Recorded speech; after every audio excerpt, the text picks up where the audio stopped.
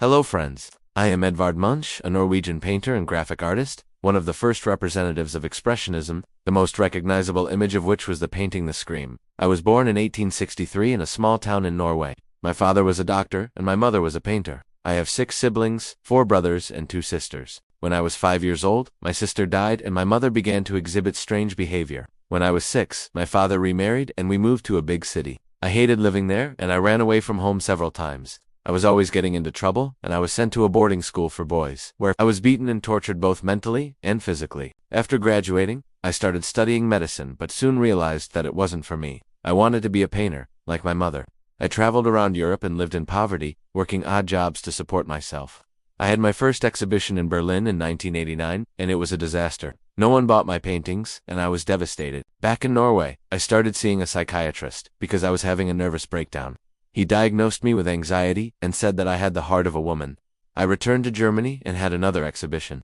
This time I sold 1 painting, and it was the only thing that brought me happiness during those dark days. In 1908, I had a complete mental breakdown and spent a year in a psychiatric hospital. After my release, I became increasingly reclusive and stopped painting for a while. But in 1916, I had a retrospective exhibition at the MoMA in New York, which was a great success. I continued to paint until 1944 when I went blind and died a few months later at the age of 81. Throughout my life, I had many loves, but never married. I had a deep need for human touch and affection, but was too shy to make friends. I would often spend entire days without speaking a word to anyone. I was passionate about music and played the piano beautifully. I also loved literature and wrote poetry and short stories. I collected books and first editions and had a large library at my home. I enjoyed smoking cigars and drinking coffee, and could sit for hours on end just thinking and staring into space. I traveled all over the world, but my favorite place was the south of France. I rented a villa there and spent many summers enjoying the beautiful weather and scenery. I loved to take long walks along the coast and collect pebbles and shells.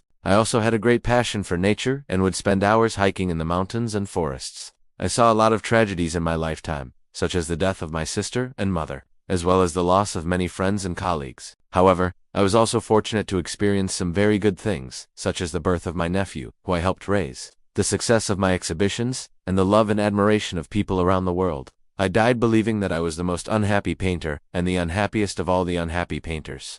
But despite all the sadness and suffering I endured, I was also very lucky. I was born with a gift and a talent that allowed me to express myself and share my vision with the world. And even though I struggled throughout my life, I never gave up on my dream of becoming an artist. If you liked the video, like it, subscribe and write in the comments what else you know about this person.